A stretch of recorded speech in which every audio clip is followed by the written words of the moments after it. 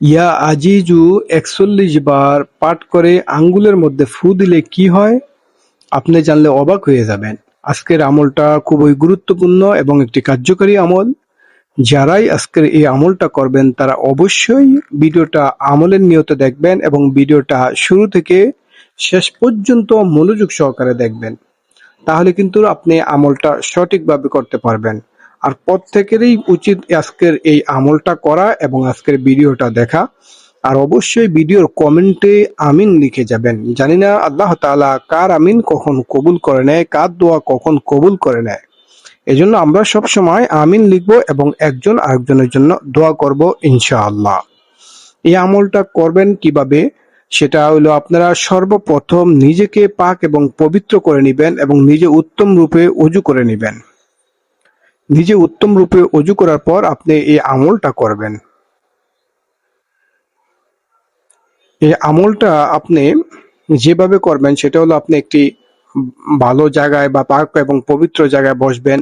বসার পর আপনি আমলটা শুরু করবেন। সর্বপ্রথম আপনি ৩ বার ইস্তেগফার পাঠ করবেন। আস্তাগফিরুল্লাহ রাব্বি মিন কুল্লি যামবিন ওয়া আতুবু ইলাই। আস্তাগফিরুল্লাহ রাব্বি মিন কুল্লি যামবিন ওয়া আতুবু ইলাই।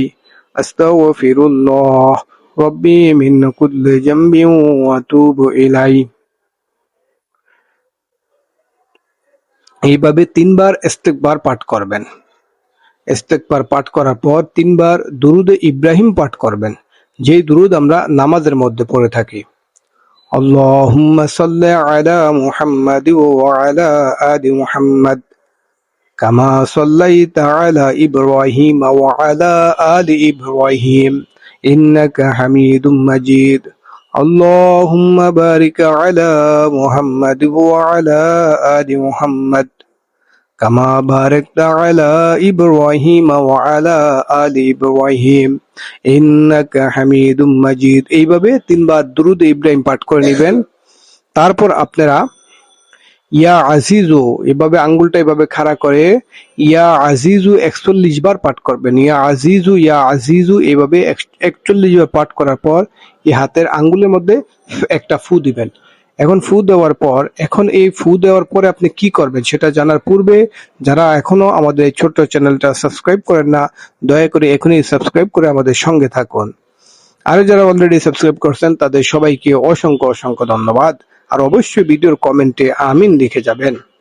বন্ধুরা, এই আঙ্গুলটাতে যে আপনি ফু দিলেন ৪১ বার ইয়া আজিজু পরে, এই আঙ্গুলটা দিয়ে আপনি যে কোনো দিকে ইশারা করবেন, যে কোনো ব্যক্তিকে ইশারা করবেন, যে কোনো বস্তুকে ইশারা করবেন, দেখবেন ওই ব্যক্তি আপনার অনুগত্য হয়ে যাবে, ওই ব্যক্তি আপনার কথা মতো উঠবে বসবে।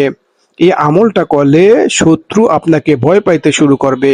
এই আমলটা করলে আপনার এই যে বিপদ আপদ থেকে মুক্তি পাবেন। তারপর আপনি এইভাবে ৪১ বার পাঠ করার পর এই আঙ্গুলটা পুরো শরীরের মধ্যে এইভাবে এভাবে বুলিয়ে দিবেন। ঠিক আছে? এইভাবে বুলিয়ে দিবেন। এভাবে আপনি প্রতিনিয়ত এই আমলটা করবেন, ইনশাআল্লাহ দেখবেন আপনার শত্রুরা আপনাকে ভয় করবে, সবাই আপনাকে ভালোবাসতে শুরু করবে, আপনাকে শ্রদ্ধা করতে শুরু করবে। তাহলে বন্ধুরা, আজকের ভিডিওটা এখানে শেষ করলাম। আল্লাহ হাফেজ। আসসালামু আলাইকুম ওয়া রাহমাতুল্লাহি ওয়া বারাকাতুহু।